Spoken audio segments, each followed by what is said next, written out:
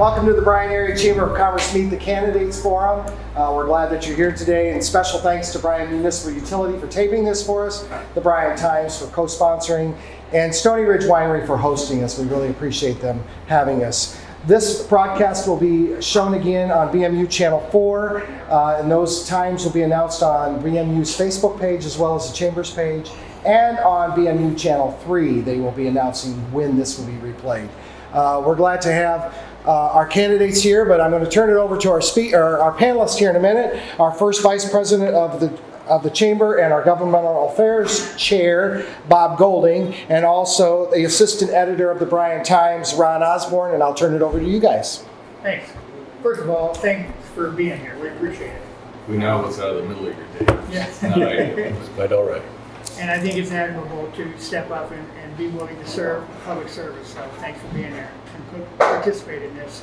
I believe we have kind of a general couple questions if you want to answer. We'll start with Ben, I think off of that page there. If you'll just kind of introduce yourself and a couple of... This is not why you're running. We're going to ask you that. Not this why is you're just running, who you are. exactly, yeah. My name is Ben Camarillo. I currently work at a machine shop here in town, TGM. I'm a CNC machinist. I've been there 23 years approximately. My family, Diane and Ernie Camarillo, lives here in Bryan. I got a brother and his wife that live in San Antonio, Texas. And I'm running for the Bryan City School Board of Education.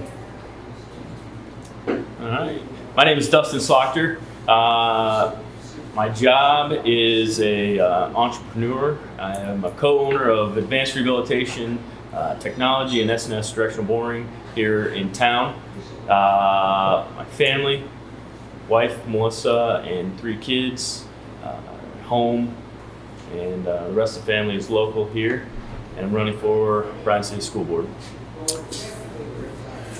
My name is Tom Lengvai. I'm the manager of Bryan Excavating here in Bryan, Ohio.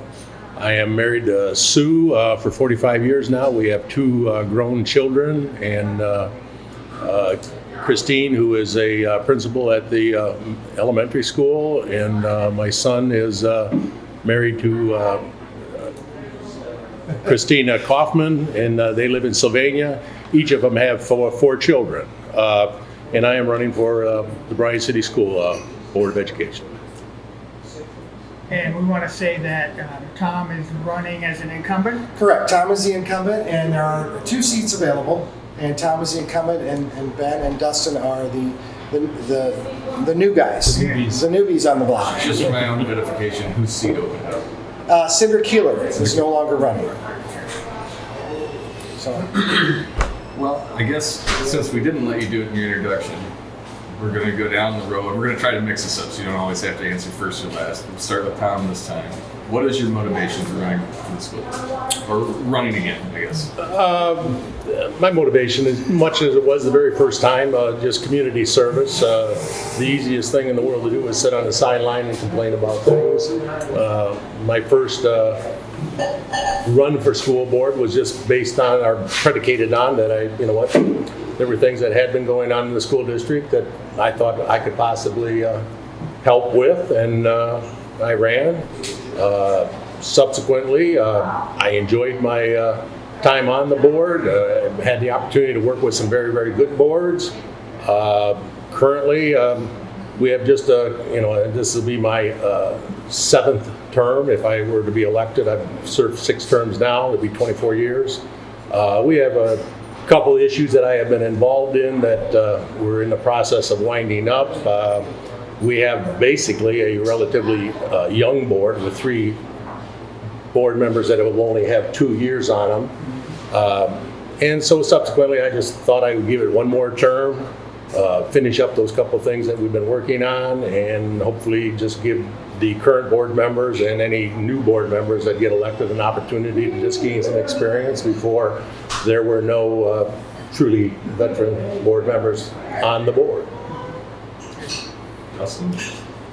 So my motivation is I'm highly invested in the community. We've got a lot invested in the community and trying to grow the community. And currently with 3 kids, just beginning through their time in the school system. I think it's important to begin to be active in the community, and much like Tom said, you can't sit on the sidelines. So I think it's time for the younger generation to step up. So bringing a lot of experience through running multiple businesses to the table, I think it's a benefit, and also having kids in the system is going to help benefit me also. And so my motivation is the kids, and trying to help foster the next generation of people invested in the community. Okay, thank you, Ben.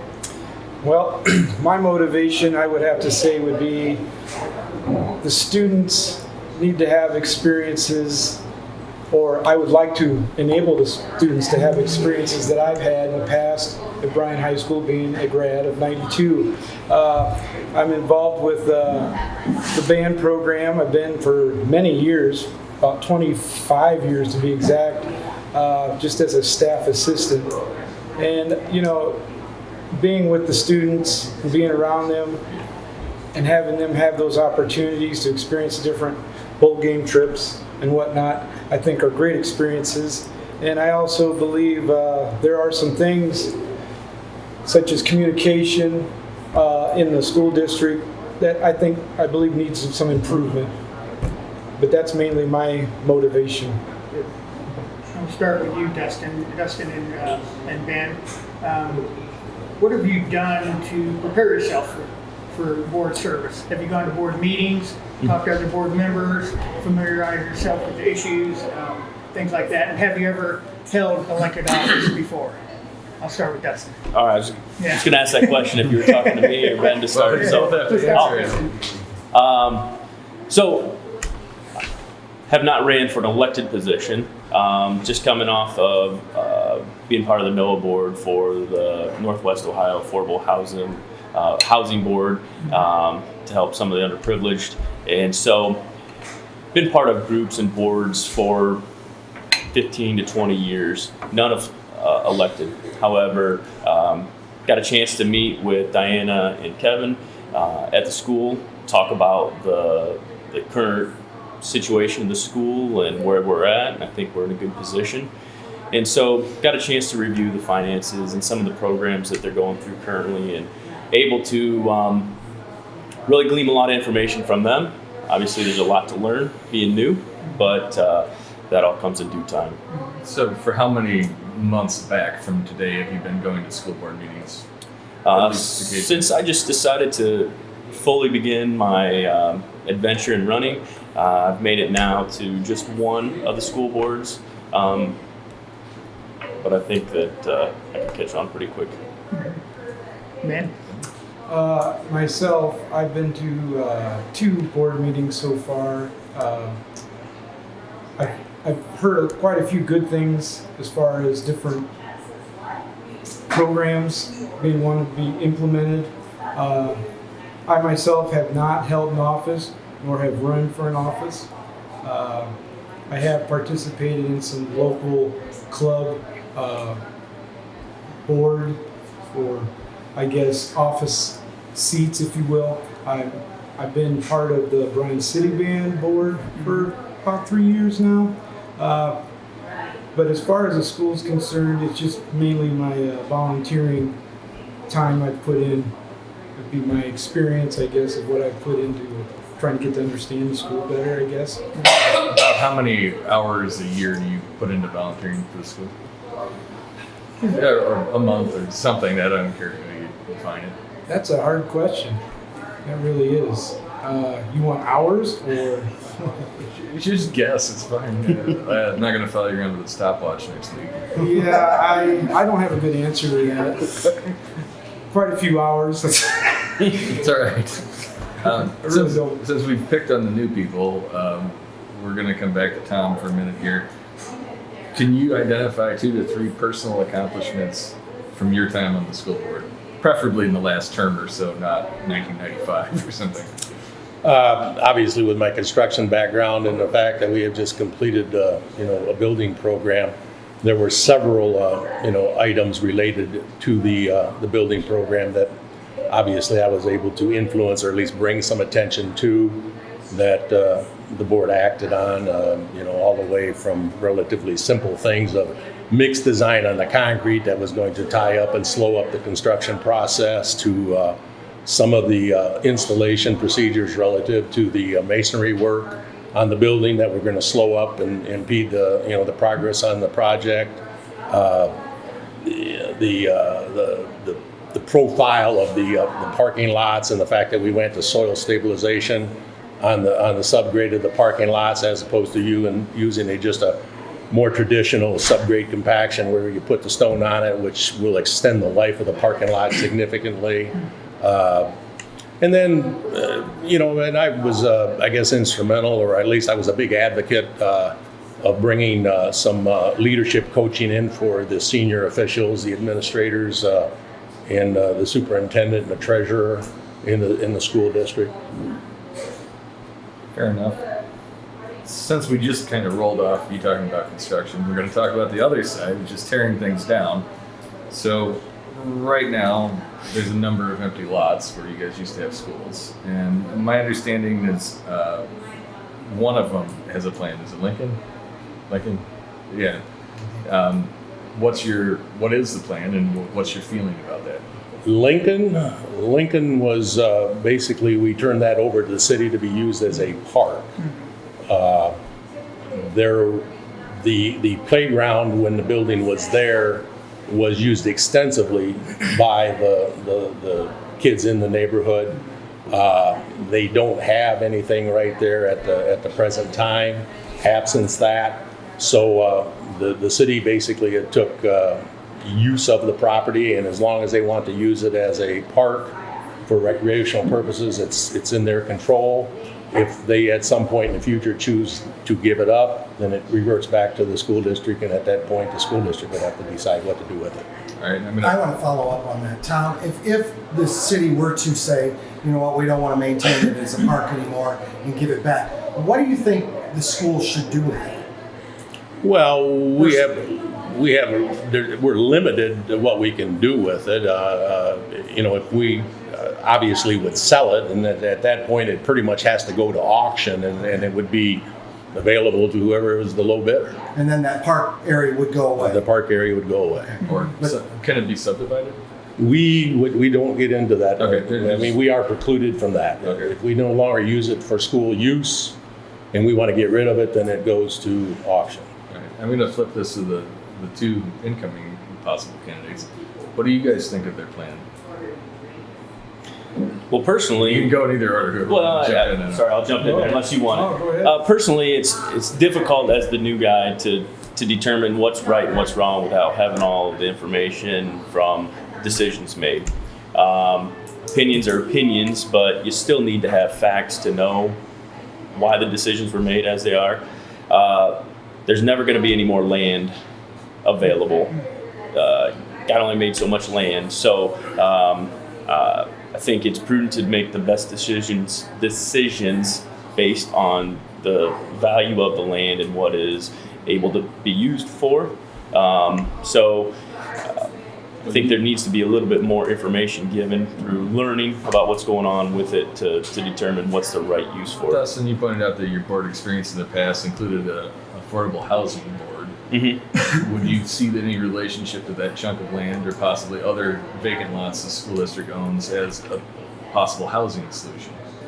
There's lots of housing solutions in the city of Bryan. It's just, do we have investors willing to enact on them and willing to come to the table and invest in them? So I think there's lots of options out there. All right, Ben, do you have an opinion about the lots? I have to agree. Without facts, it's hard to make a judgment. All right. And not knowing the facts, I cannot do that. So Do you have any ideas for the lots for Washington and the one by the hospital? Do you have any ideas for those? not off the top of my head. I have not put any thought into that, to be honest. It's pretty busy at Washington on Soccer Saturday, so I think we could extend some soccer fields since we're not allowed to use the park this year. So I think there's, with it being near Moore Park, you know, it's a great asset to the community, but does it make more sense to put houses there? I don't know. I guess moving away from real estate for a second. Well, before we go on, I want to follow up on with Tom one more time. So we know at Lincoln School, but is there any plans now that you can share with us about what's going on with the Washington School or the high school former properties? Well, I can tell you what the position of the board was, and it's Yeah. a consensus. Uh-huh. There's 13 acres in that site, Okay. and it sits within the physical limits of the city of Bryan, obviously. We have no idea what our needs may be as a school district. We own the land. We know it can be used by the park in a beneficial manner. They help take care of it, obviously mow the grass. So in terms of a pure asset that is large, in terms of the physical size, is large enough for us to build another building on if the need were ever to arise, we already possess that. If we were to get rid of it, just in whatever form, and the need would arise to build another building, we are automatically forced to the perimeter of Bryan, outside the city limits or at the extremities of Bryan. Over the years, I guess in many communities, one of the biggest argument has always been is, why are you always building the schools on the outside of town? Well, they're building them on the outside of town because that's where the only land is available. Now, I'm saying that is what the consensus of the board is. We fully recognize that we can't preordain how the school district is going to use it in the future. But by retaining ownership, at least we retain that option for some board in the future to make a decision.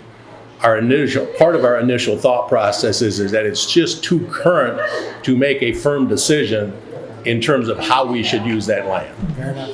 Thank you. All right. We're going to switch gears and we're going to talk about more day-to-day things. We're going to start with Ben, since we're kind of working this way. Do you know the school's procedures and policies, and how would you handle it if someone came to you with an allegation about school staff, a teacher, the administration? Well, I'm not up on all the policies at the moment, but again, without having facts and getting good facts, it's hard to make those judgments. I think impossible. So as far as that goes, until that arises and you know what the policy is, that's when you make your judgment call. That's far and away the best politician answer I've heard tonight. So we will go on to Dustin. Repeat the question, will you? Sure. Okay. Just want to make sure Are I you answer familiar it. with the school and its policies and procedures, and how would you handle it if someone came to you with a complaint or allegations about teachers, staff, administration? Well, I think that's to be determined. All right, we're going to follow that up then. Post-election, after you know the No, policies and I'm going to procedures. follow it up right now. Do you think that having kids in the system, entering the system right now, is a conflict of interest in any way, shape, or form? No, I think it's a value. Because currently there's nobody on the board that has kids in the system. And so I don't think everybody needs to have kids in the system. However, it provides a vested interest to me about where the future of our school and our community is going. So I believe that having kids inside the system helps to keep your finger on the pulse for the next 18 years. Tom, do you know the procedures or policies if someone were to come to you as a board member and have allegations of wrongdoing about a staff or teacher? Okay, when you're talking about wrongdoing, if you're Allegations. yeah, and that's all it has to be is an Right. allegation. If you're talking about like inappropriate contact, something along those natures, that's all pretty much laid out by Ohio Revised Code. There's a mandatory reporting requirement by all of us, board members, administrators, and teachers. We obviously have dealt with some of that in the recent past. We initiated a training program for all of the staff, including the board members, so that everybody understood what their obligation was. So once an allegation is made, there is an automatic series of events that are set in motion. And you're notified Family and Protective Services. Potentially, you notify the police department. I mean, those are issues that go to a higher level than the board and the administration. We have to kick it up right away.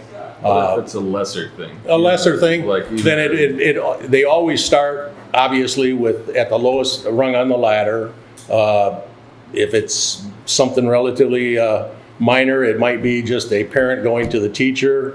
That's where it starts. If they don't get satisfactory action there, it goes to the principal. If they don't get satisfaction at that level, then it goes to the superintendent. If they don't get satisfaction at that level, then it comes to the board. But there is a sequence by which all these issues are handled. I'm sure in your 24 years, somebody's tried to jump the line and go talk to you. And I've suggested that they go back to the appropriate starting point. Fair enough. All right. This is going to be kind of a series of questions, and it's going to lead somewhere. And we're going to start with Dustin. Do you know what the Bryan City Schools income tax rate is? You know, I should. I just had a meeting on Monday, and I apologize for not remembering. There's been some family issues happen, so. Okay. Ben, do you know? I have no idea. Tom, do you know? 100%. So you answered last. I figured you'd go right. One of the interesting things about this is that it's the second highest in the county, and the property taxes are also quite high. Do you have any opinions about that? And we'll start with Tom. Obviously, the revenue that every school district operates on comes from the residents of the community.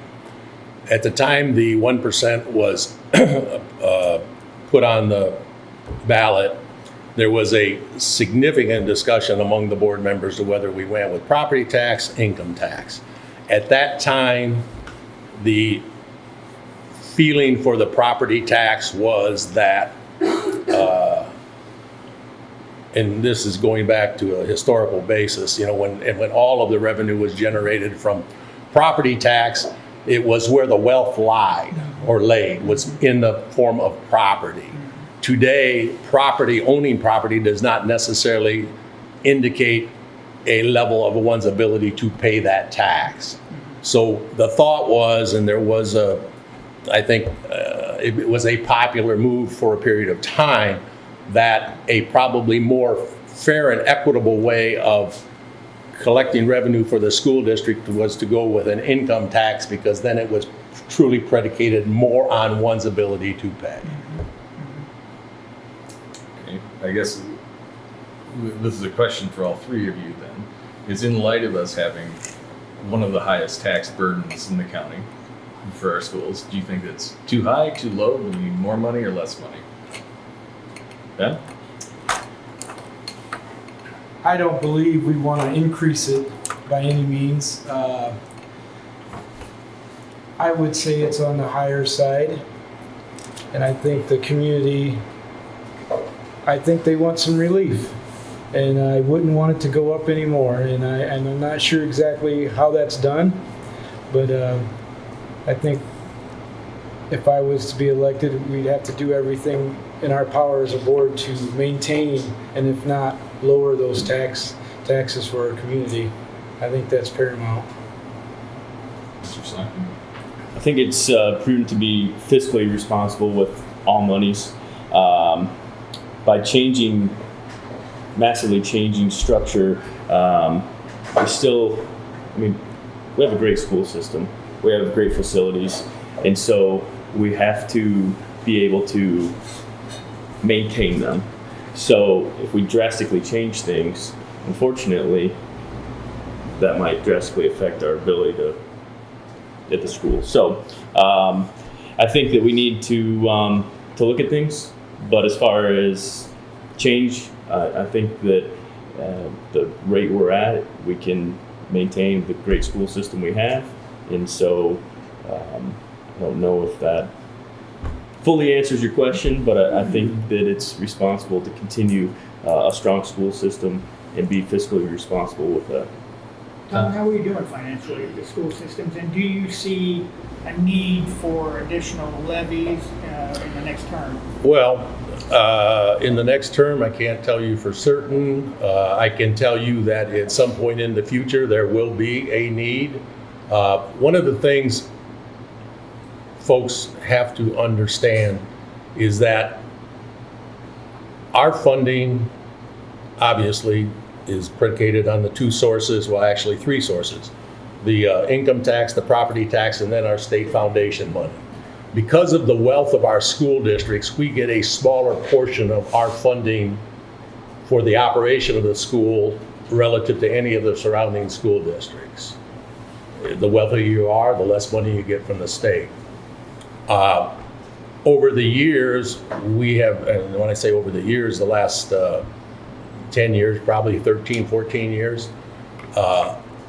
we have had a very, very concerted effort on the part of the administration to go to zero-based budgeting, where all of the department heads, anybody that had a line item on the budget had to go back and start from zero each year to make sure that we were not overspending needlessly. I think it's been very successful because if anybody has been paying attention to the carryover year over year, it gotten up to significant numbers of 15, 16, 17 million dollars.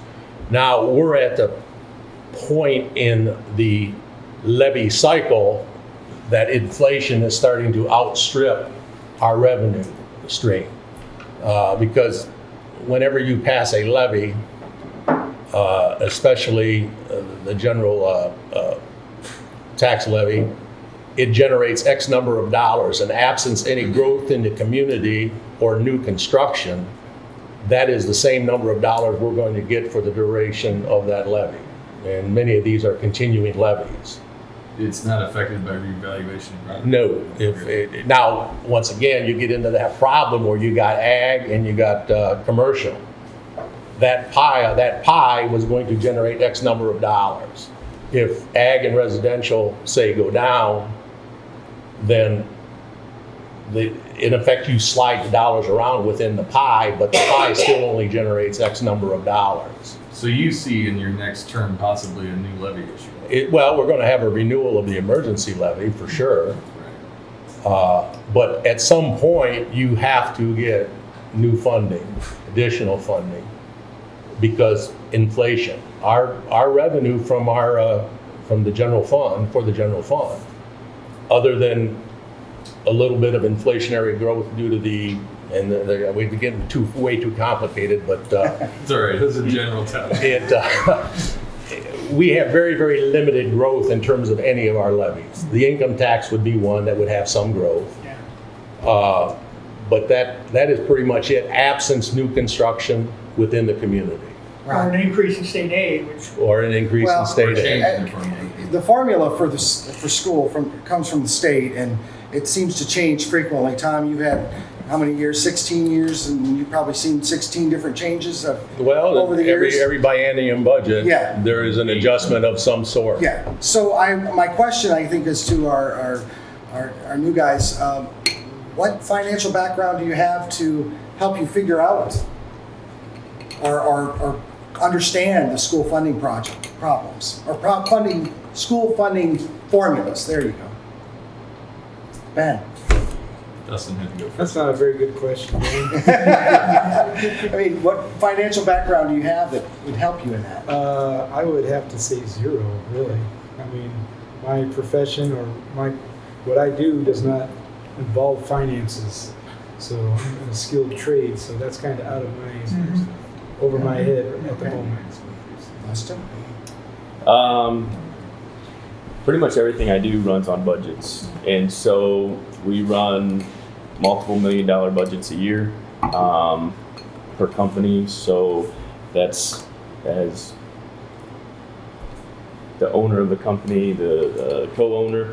That's accounting is on my lap to take care of. So Do you change your budget or do you have a change every 2 years? not as difficult as school because I don't have to wait for the state to fund me, but my funding comes by do we get the job or not get the job. So, but we have budgets that we run every year. We have 3 budgets that we run, one for each company, and so a lot of times they're goals, they're projections goals, but we hope to hit the mark and exceed them. So Okay, thank you. Right.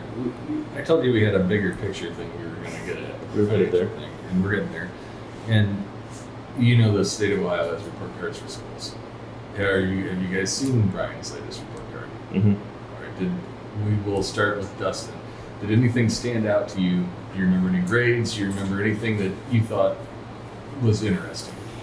Yeah, and so I was at that meeting when it came out and got a chance to hear the recap on it and the why. The why behind it, I believe, is understandable if you went back and listened to it and you understood why we were low on a few things. But in the transitional phase from Portland Street, Washington, and Lincoln out to the new facilities, I believe we were kind of in catch-22 where, because we weren't in the new facilities, some of the grades got adjusted based on that. So from what I understand, they believe the next one will be better based on everybody being in the facilities they are now. They'll have a better understanding of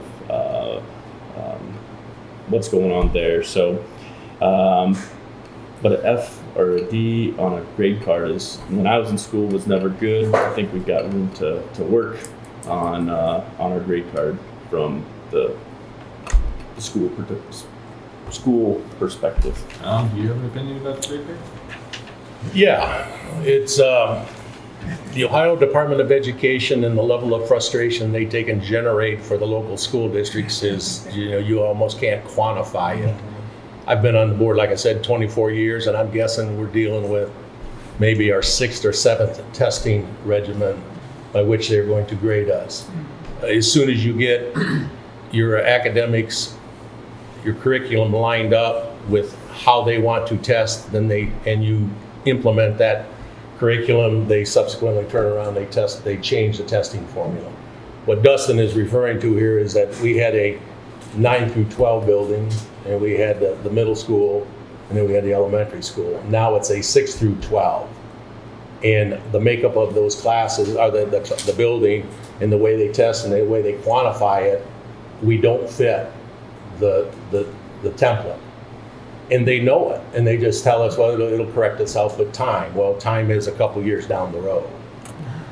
So we have done analysis ourselves, and on a grade by grade basis, they're doing fine. They're making progress. We know the areas where we need to work. They're implementing the programs that they need to continue making progress.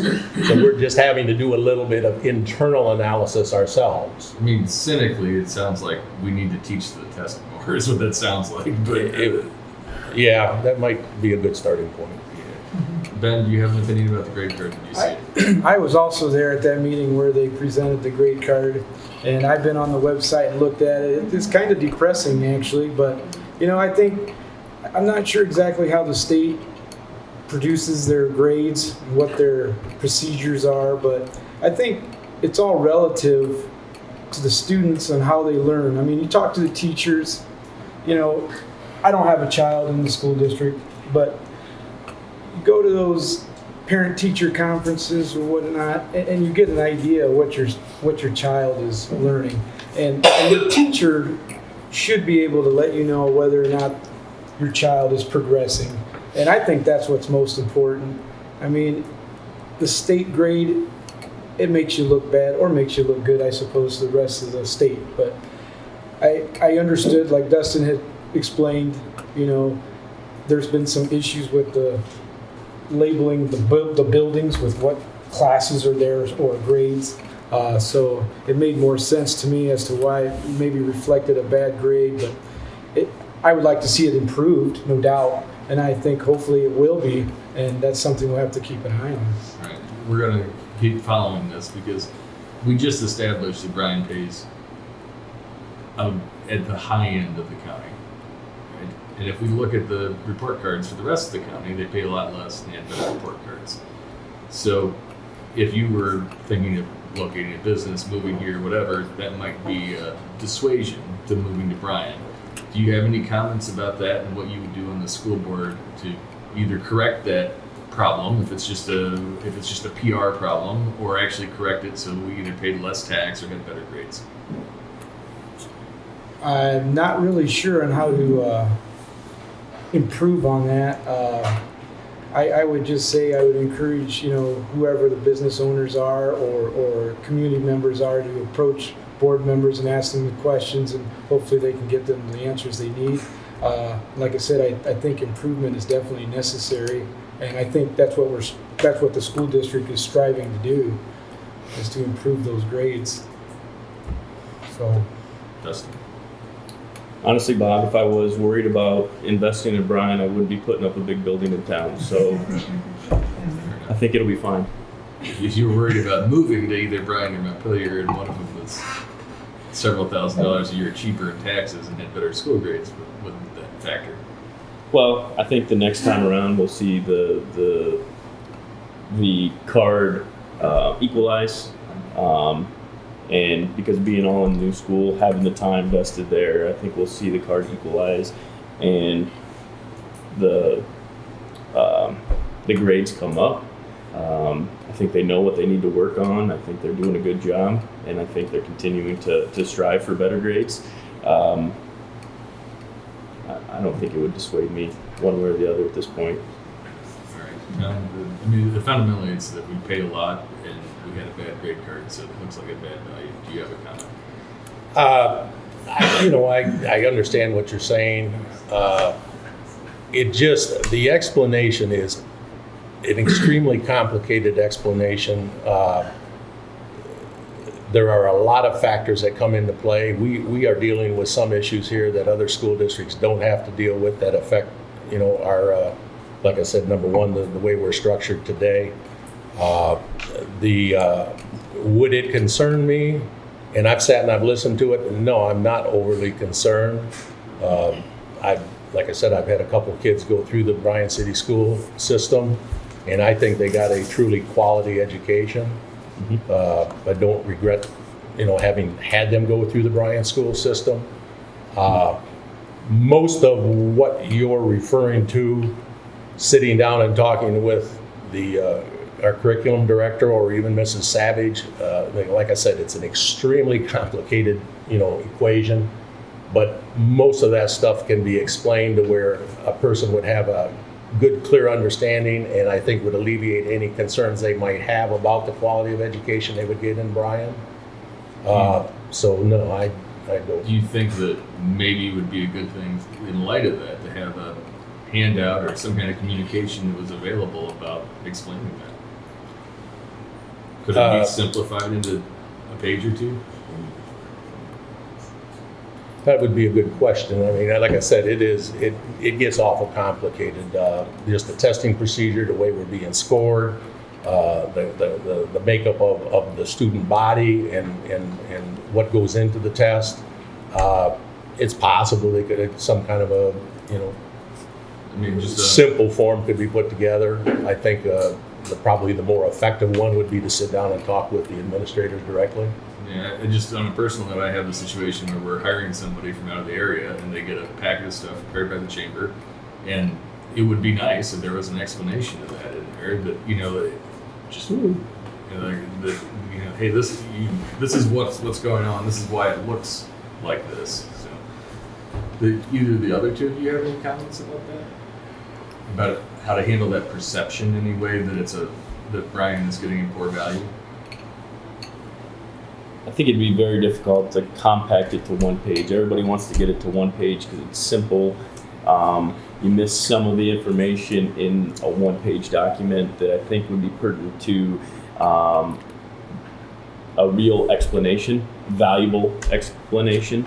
Could be done probably in a couple pages, but I've seen a lot of those one-page quick flyers that still miss the mark. And so sometimes it's businesses, owners that are trying to communicate with somebody and recruit somebody in, knowing themselves what's going on, educating themselves so that can be explained out also. Well, I guess that's also an opportunity maybe for a public forum or some kind Sure. of thing to explain that. Just Yeah. It's, Can you get people to show up to I'd a go. public forum? I'd absolutely go because Yeah, let me ask Tom, how do you think the school board does with transparency and communicating to the public? Are there ways that the board can improve? Well, we obviously represent the community. In terms of the day-to-day operation of the school district, that is handled by the superintendent and obviously the administrative staff and the treasurer. In terms of the real subtle details, and you're talking about a lot of really, really subtle details, best come from those closest to the issue. I've had people approach me about some issues that got into a lot of specific details to be able to explain it properly. I can give them the general thumbnail sketch of the issue. I always refer them to either the treasurer or the superintendent, because inaccurate information is in some ways worse than no information. So, as a board, we don't deal with that on a day-to-day basis. We get the general flow of it, I can give a general answer. When you get into the really specific details and everything that affects those details, that almost has to come from the source.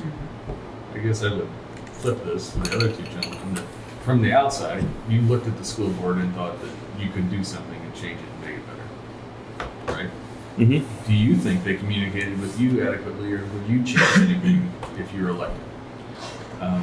Dustin seems ready to answer. No, I'm just wondering if you're going to ask me or Ben No, first. So I'll let Ben. I'll defer to Ben if you want. That's fine. You want me to go? Go ahead. Start, Ben. I don't want to say that I myself would like to change something. I think it's a group effort. I think you need diversity in the board to come up with different ideas. Maybe come up with someone would come up with an idea that Tom may not have the same idea, or the same point of view, or whatever. But you bring up different ideas and you work together and you implement and you try to improve. As far as transparency with the public or the community, I think they try really hard, and I think it's up to the community as well to get involved.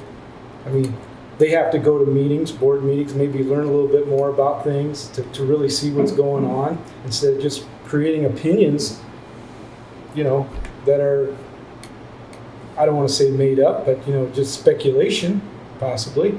Again, facts are very important, but there's always room for improvement, in my opinion, always, no matter what it is. Anything and everything can be made better. Can you think of one example of what you would make better? Oh, at the school board? like I mentioned earlier, communication, I think, is a big thing, and that's what we're talking about. But communication, like between staff members, administration, and community as well. So, I mean, those are things I think that are key for the public to be more confident in what's going on. Justin? I think in all things that clear, concise communication is important. I think people have to want to be involved. That's why I'm threw my hat in the ring for this. Is I want to be involved. I want to try to make a difference and do what I can as a service. So I think, quite frankly, for 15 to 20 years, I didn't have an opinion because I didn't have kids in the system. I didn't get involved. So when you have an opinion, you have to be involved. You can't just have an opinion and not be involved in making a change. So there's a value in being invested in the community, being excited for the community, but we can get the communication out there and increase it, but the community has to also want to be involved to hear the truth of what's going on and come to the meetings and get themselves educated so that they're knowledgeable in what's actually happening. I'm going to ask the same thing I asked Ben. What one thing would you go and change? There must be something, right? He said that there's issues with communication between employees and the public and other employees and so forth. What would you change? I think boiling it down to one thing is very difficult for me. I think that as a board member, I have the ability to invest more than just changing one thing specific. But everybody, it seems in my experience that people never go and throw their hat in the ring unless there was one thing that they kind of were interested in or wanted to do. No hidden agenda, Bob. Bob, I'm gonna just bring up a point here. This is a great opportunity. The questions asked here today for this forum are not the opinion of the Bryan Chamber, Bryan Municipal Utilities, or the Bryan Times. Most of these questions are submitted to us by community members. So I just want you to know this is not our opinions. We tried to formulate the questions into a more fair asking procedure because some of them come in very rough, but these are not always the opinions of us. So just want to mention that. One of the things I've seen recently, Montpelier, I think, went to it. I think Bryan just recently made a commitment to do more vocational training, like a dedicated class. I know Montpelier has one. I think they call it life skills or trade skills. Basically, they're teaching kids how to use hammers, slide things that are important in your, in your Very company. Is that right, Tom? And do you support that? And Well, how's that come about? And what- what's the future of that? What they're attempting to do is set up a program where kids can interact with industry and some mentoring type programs or some co-op type programs to make them aware of other opportunities that exist out there for career or jobs, a career or a job into the future. Obviously everybody is aware of the cost of, college education today. I can tell you, and as far as the trades go, a lot of the manufacturing operations, everybody is struggling to find young people that are interested in coming in. But one of the things that I have found in terms of talking with a lot of people is that in surveys they have found that the kids don't know what opportunities truly exist within the communities. There are several industries that in Bryan that have come to the school district talking about setting up a shadowing type program where they can go out and, either where it's possible, work part-time within a facility. Others at least be exposed to it so they have a clearer understanding of the skill sets necessary. Has that class started yet? Where is that? They're working on it. They've Yeah. got some kids and they're trying to expand it. It's just they're trying to establish and show kids that there are career paths other than going to college. Right. It's in the early stages of it, Okay. but it is something that is, and realistically, I mean, we already have, Fort County and the trades and the training that goes on there. Right. This is something in addition to that. Dustin, obviously, you support that. I'm all for skilled trades. Quite frankly, there needs to be more effort that way. When I graduated a few years ago, it was college prep. We had to go to college, and everybody was pushed towards college. A lot of those people are leaving college with Yeah. lots of debt, lots of expense, and no career. The careers weren't there. So I believe in what Montpelier is doing, and I believe that we in Bryan need to build a program that helps to teach kids those skills. And Fort County's been fantastic. I think they've done a good job. They've changed with the times. I think sometimes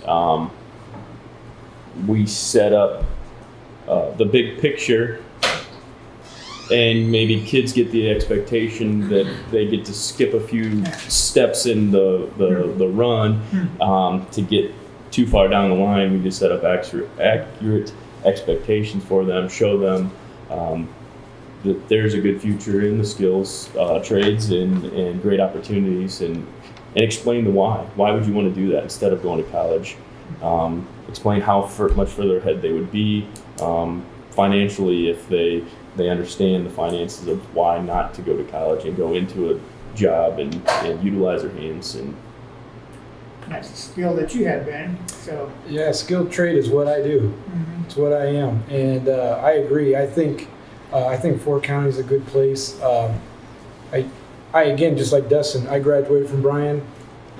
We were pushed, or we're told to strive for college prep, and I think that's great. You know, I think success is, you know, what you make it. Obviously, you set your goals, you achieve those goals, you can be successful. I think I would like to see some more plans or something implemented for the skilled trades to get kids aware of what's out there. I mean, I know there's a lot of kids that I talk to that they don't have a clue as to what I do. Never heard of it. Just simply amazing. You know, watch YouTube, you'll learn it all, right? But I think it's something the district should strive for to help at least steer students into some skilled trades.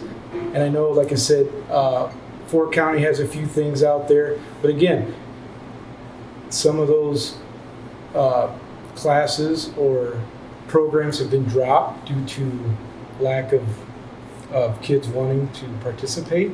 Like machine trade, I don't know if they have that out there right now. I know they had it at one time, and I know they dropped it at one time. I don't know where they're at on that. But I think it's very important to let kids know that there's other opportunities than just going to college. And there are people looking for those types of people out, you know, wanting to learn skilled trades.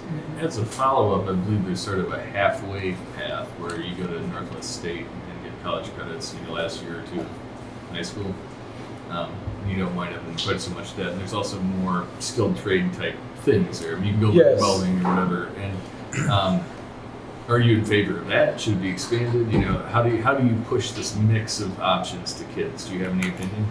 Ben? Well, I think the college credit courses, I think that's a great opportunity for kids to take advantage of. And I do believe Northwest has CNC machine classes out there. They do.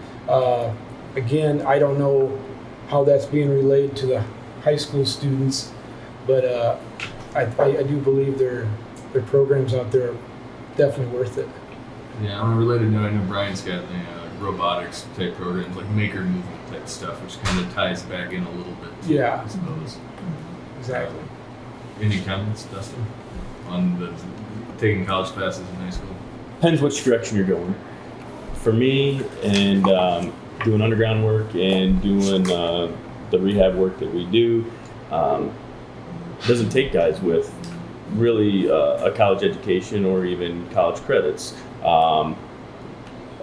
We can teach somebody that has a level of care. We can teach them everything that we do as long as they're trainable and teachable. So I think there's value in going to Northwest and going down that path if you are getting valuable further education and then the jobs are available locally.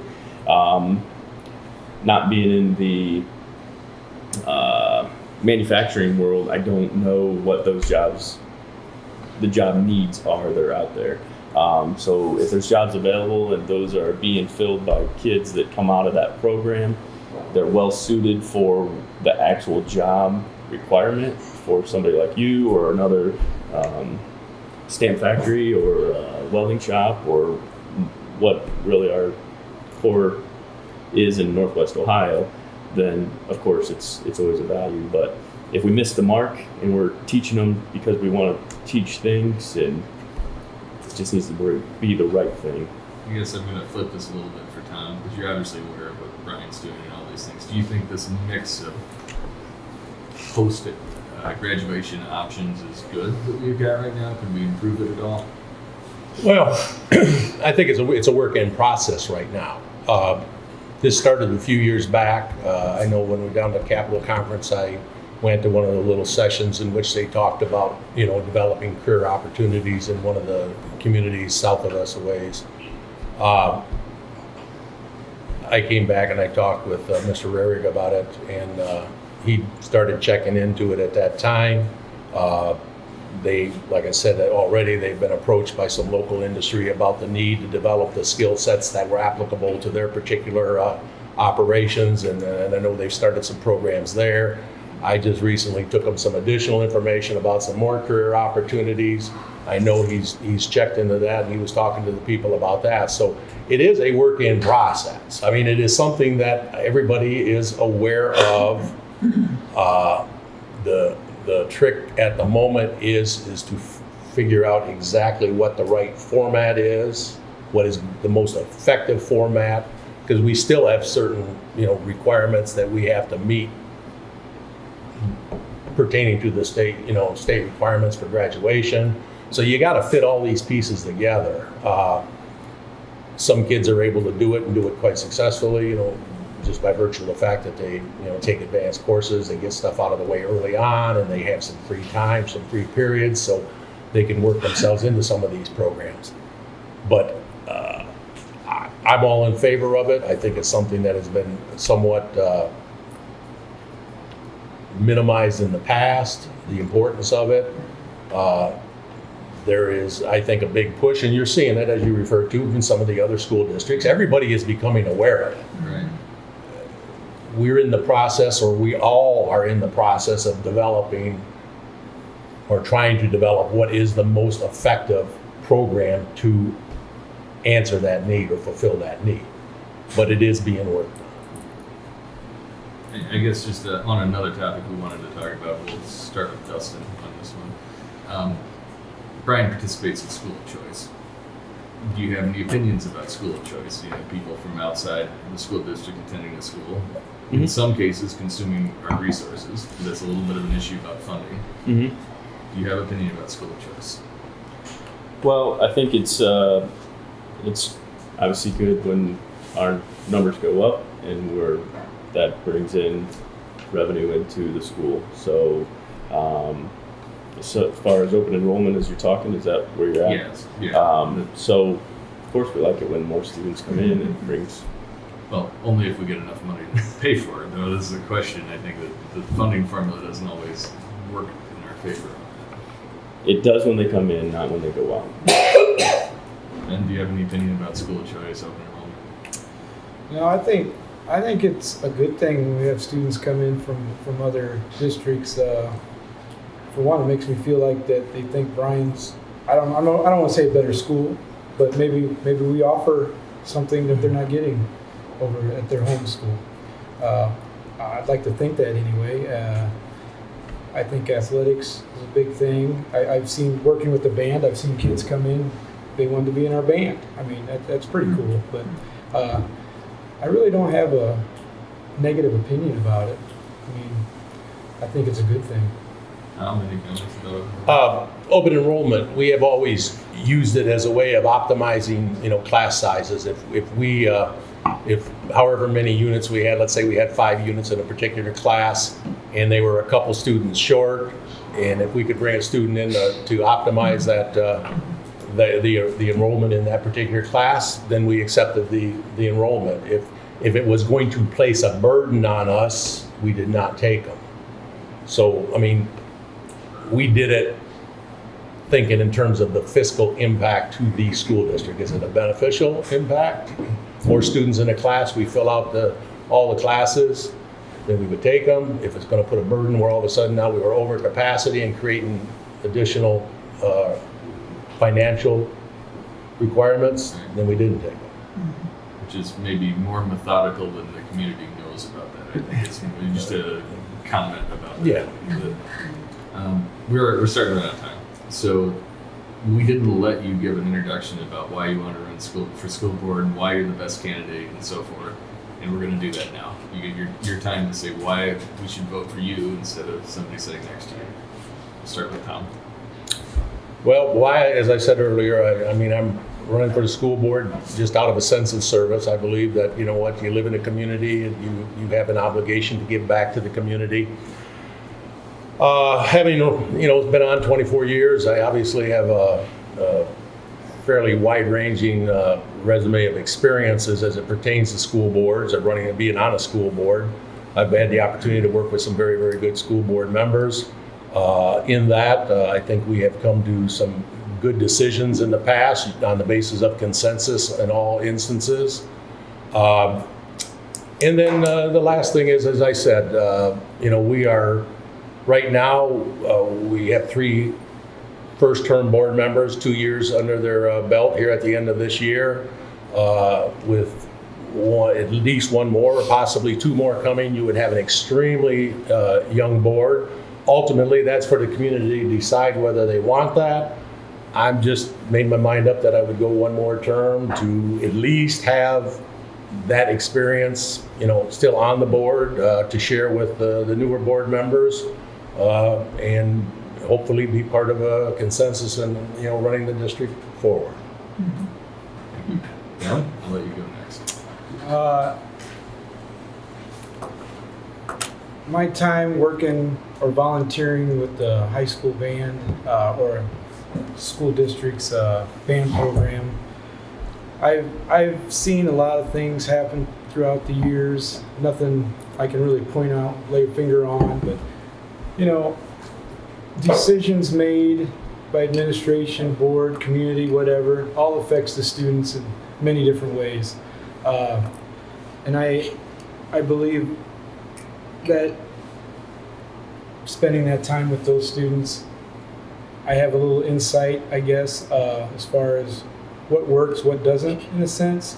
But I think more importantly, like Dustin said earlier, sitting on the sidelines, having opinions doesn't do anything, doesn't do any good for anybody. Get yourself involved, and try to make a difference. That's basically what my plan is, I guess, mostly. Thank you. Dustin? So, why am I running for school board? Why are you the best candidate? Why am I the best candidate? Why are we voting for you rather than the 2 gentlemen next to you that just gave excellent answers? They did give us excellent answers. If I wasn't here, I'd vote for them, but I vote.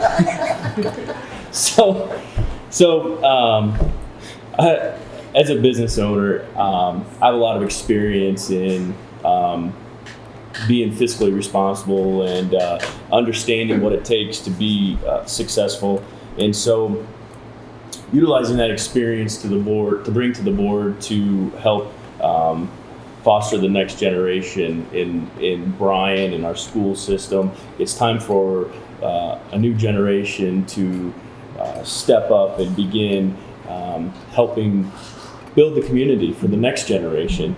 And so I think that it's been great up to this point. I just think that it's time to get involved, be invested, and stand up for our kids in the system and do what's right for our community, and that is continue to have a strong school system that all people in Bryan, Williams County can be proud of, to be part of.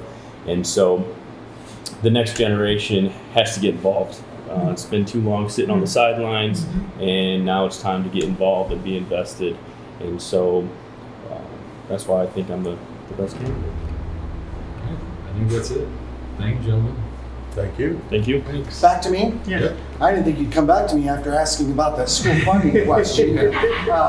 But I do want to thank our candidates for being with us today. Remember to get out and vote November 5th. We encourage everyone to get out and vote and make your voice heard.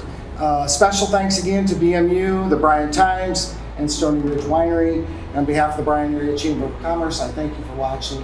Have a great day.